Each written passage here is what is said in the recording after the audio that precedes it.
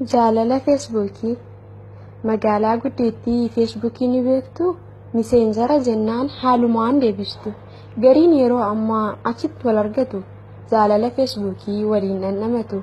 Heloo haay heey jechuudhaan jalqaba. Qubee seendii gochuuf harkiyoom dadhaba. Qubee babbareechoo ol qabee gaqqaba. Si jaal'isi dhabnaan maaloo nan gaggaba. Hedduun si jaaladha siif du'a siif kufa. My heart my sweet jechuun itti fufa. Sila eessa jirtaan ka'eetan dhufa. Takka si dhungadheen si hammadhee rafa. Ani kee taatus koo eenyutu wal quufa. Oduudhuma qabne qabee gada fuufa. Ati lubbuu tiyya jedheettoo deessaa gadi dhaabu dubbii. Sobni dhugaa caalee ajaa'iba rabbii. Jaalalli Feesbuukii dubbiin faallaa. Sobduudhaan sababni maaliif of wallaallaa? Dhagaye shamarree ati silmi dhiiraa rabbiin hin jaallatu miidhiisaa gidiraa.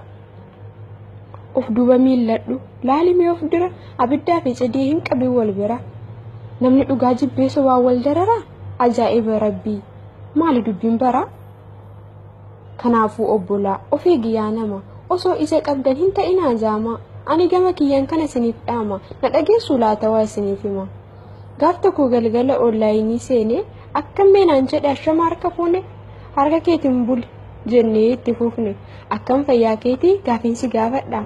Maaf akkas bareeddaa umriin kee meeqadha? Umriin qabu irraa waggaa 5 hir'ise umriin koo 30 jedhee tan deebise. Waaw egaa akkas taanaan baay'ee bareedadha. 40 ta'e ani sin jaaladha. Ani immoo 20 maal sirraa fokkadha? Jedhee na gaafannaan gaaffii ajaa'ibaa. Lakkiin fokkatu kun maal nama dhibaa? Jedhee tan deebisee kanuma gaggabaa. Shamarran akka koo lama manaa qaba. Qalbeeffadhu dhiiroo dhugaa jirtu beeki isinaa baraaru jaalala Feesbuukii. Hojiin kee maalii dhaloonni kee eessaa?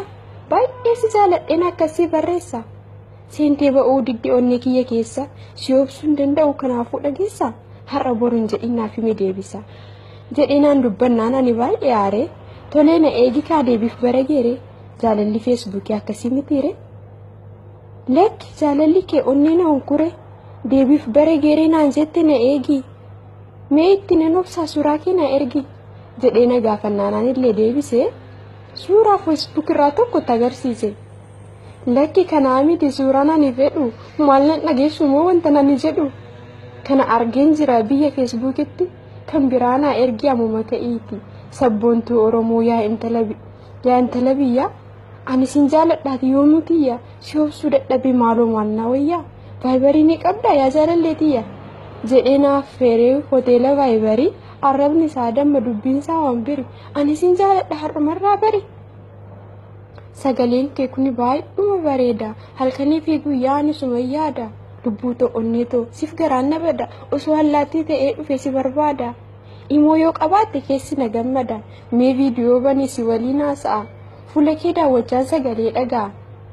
Tolee ni haasofna si waliin dubbadha. Mee xiqqoo na eegi fuulattuu adibadha.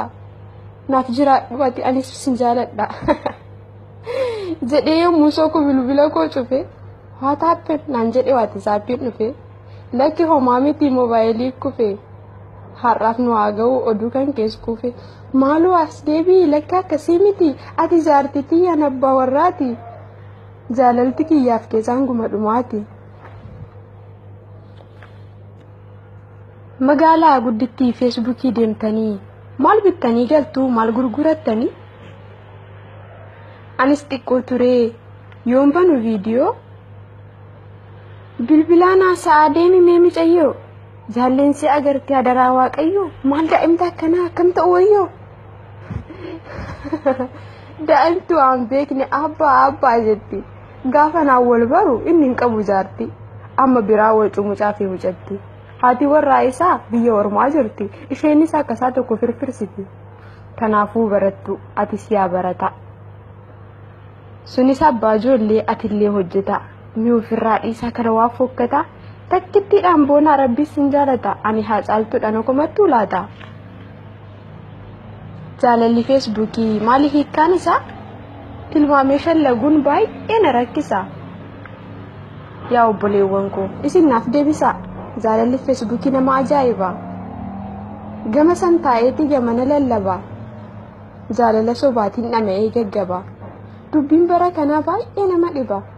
Jaalala feesbuukii mee akkamiin himu? Fiiziksii jechuu fi foormulaa hin qabu. Keemistirii jedhu elementiin dhabu. Maatisii jechuunis giraafteebilii illee baayoloojiis hin ta'u maappiriidii malee. Kiyyoo sobaan qabee kan nama dubbisu. Fankishin laanguujiin homaa isan ibsu.